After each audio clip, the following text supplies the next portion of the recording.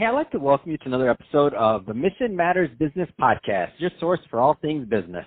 My name is Adam Torres. You can follow me on Instagram at AskAdamTorres. Keep up with my book releases, book tour schedule, signings, all that other good stuff. Always love to connect with you there. And as always, if you'd like to apply to become a co-author of one of my upcoming books, just head on over to the website, missionmatters.com, and click on Become an Author to apply. All right, so today I have Dominic Wells on the line. He's founder over at onfolio.co. Dominic, welcome to the show. Hey, Adam. Thanks for having me. Happy to be here. All right. So excited to get today's topic. So we're going to talk about how to buy profitable online businesses. So a lot of investors, entrepreneurs, executives listening right now. So a hot topic over here.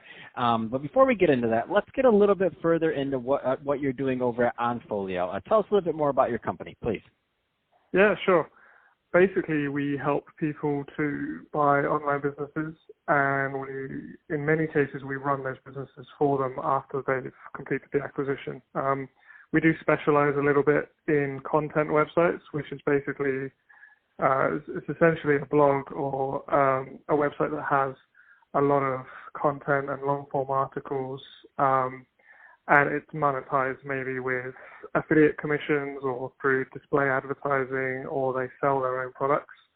So a lot of the websites that people read on a daily basis would be considered a content site. And running these sites can be a full-time job for people. So there's many people who are attracted to the space and want to get involved with some of the potential returns, but have either no desire or just no idea how to run an online business. And so that's kind of where we step in as the operators for them. I love this, and what's so interesting about this too is sometimes people ask me what we do over here, and I try to say we're in the content business, and when I put numbers and I kind of tell them analytics, I'm like, yeah, so we release between 50 and 70 episodes a week. That's over 500 social media posts. That's obviously between 50 and 70 blog posts, and then I kind of break down the metrics and what we do in reach and business model. It's like, oh, people start to understand, wait, that is an actual business. So having people watch it and engage and having different profit centers in your content business is a business. So the reason I bring that up is because, there's a lot of, like I mentioned to you, investors listening and other people that maybe haven't really considered investing in this as an asset class. Maybe they've invested in real estate, maybe they've invested in stocks, maybe they've invested in bonds, but they don't actually know this as a niche or something that they can invest in and to diversify their portfolio. So that's why I'm excited to have you on the show today to talk about buying profitable online businesses. Where do you want to start with that topic? Yeah, I mean,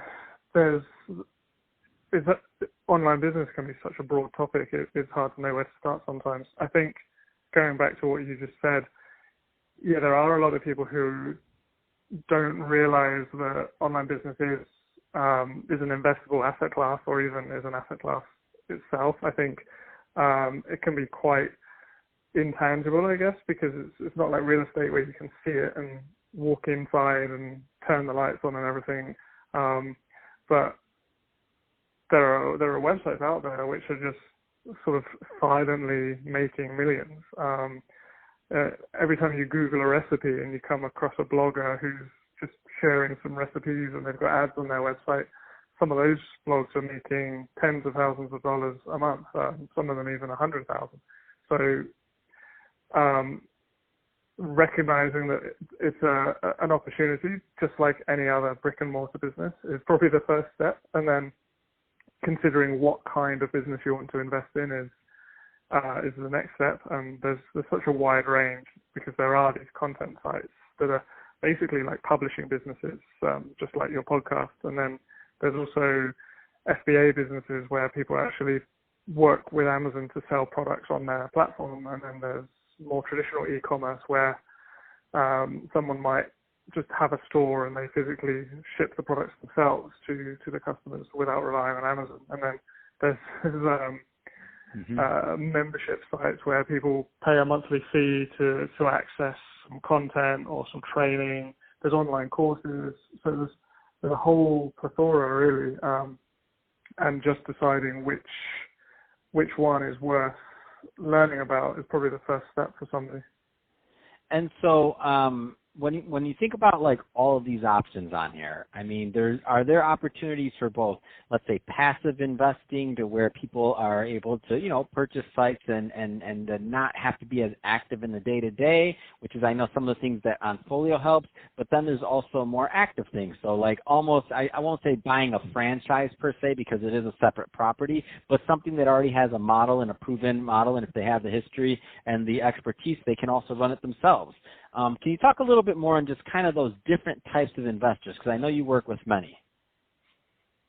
Yeah, it's a good question. To some extent, most online businesses do require some level of activity, unless you're buying a very large one where it comes with the team and the owner is selling, but the team are going to stay, and then essentially your job would be just to work with the team who are staying and maybe promote one of them to the CEO, and then you are pretty passive.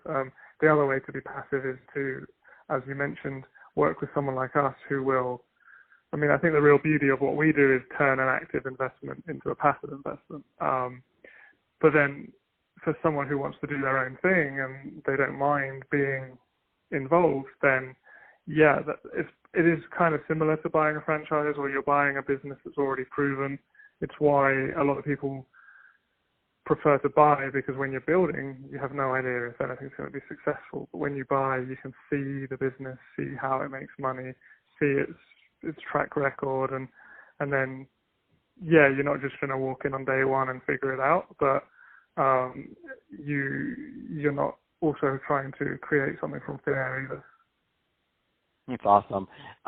What excites you right now? So I mean, like you have a unique vantage point. You see a lot of deal flow. I mean, what excites you in the market? Whether it's industry, it could be model. I mean, it could be products. Like, what gets you excited right now? I think particularly in the current global pandemic situation, I think anything to do with online learning or e-learning, particularly if there's a subscription involved or some kind of monthly fee, is pretty exciting. There's a lot of trends that have come out of the pandemic, and some of them you don't know how well they're going to last. Like, for example, working from home. Will everybody stay working from home, or will offices say, actually, we prefer productivity, everyone come back? But online learning, I think, has already been trending up over the last decade or so, and I think with companies like masterclass.com, we're going to see even more of that. And for a content site where with digital products, you pretty much make 100% every time you make a sale once the actual course is created.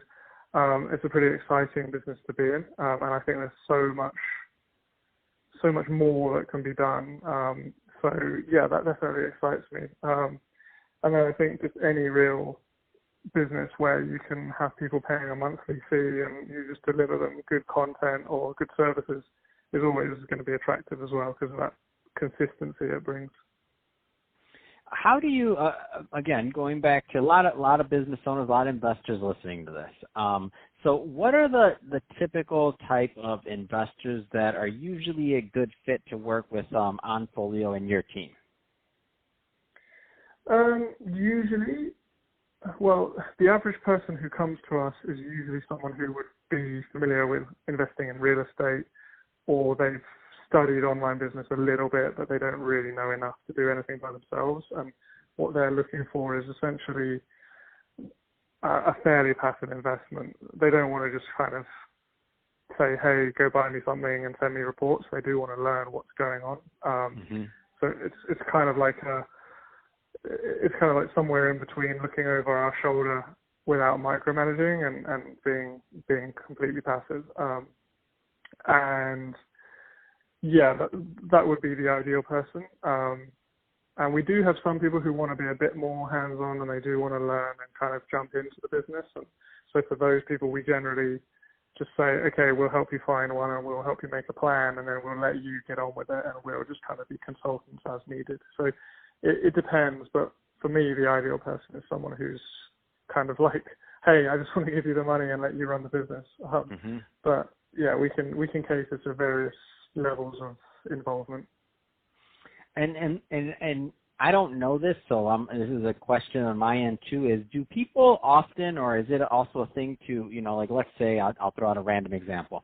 Let's say you already have a skin line or something like that, or one type of niche that you're already pretty well invested in your own company. Is it common for people to buy other properties, maybe in the same niches, to take advantage of either traffic or other things that may help build even their existing business? Yeah, I think most people who come to us, they're looking for their first business, so we don't do that often. But we do have people who, they either buy the first one with us and then they say, great, let's now go get a second one in the same industry, or they already have one and they're looking for like a strategic acquisition. And yeah, you can look at it as buying a complementary business or buying something which you can send traffic and audience and potential customers to your existing business. Yeah, I'd say it's less common, but it's definitely something that people do. That's awesome. So Dominic, that being said, if somebody's listening to this right now and they want to learn more about OnFolio and working with you and your team, what's the best way for them to reach out? Well, yeah, just go to onfolio.co, so .co, and I have a contact form there that I'm very responsive to. We have an email newsletter. We have a blog that we don't update as often as we should. So just kind of diving in there and reading some of our long form articles and understanding more about our philosophies is the best way to get involved. And then just send me an email if you ever want to actually have a conversation and take it from there. That's awesome. Well, Dominic, really appreciate you coming on the show today and sharing more about, how people can think about buying profitable online businesses and also all the great work that you're doing over at onfolio.co. And to the audience, as always, thank you for tuning in. Hope you got a lot of value out of this. If you did, don't forget to subscribe to the podcast, leave a review on the Apple iTunes Store, and if you're watching this on our YouTube channel, Mission Matters Business, definitely give us a subscribe there. But don't forget to leave us some comments in the video. Love to know what kind of projects and things that you're working on. And Dominic, thanks again for coming on the show. Yeah, thanks a lot for having me. It's been good.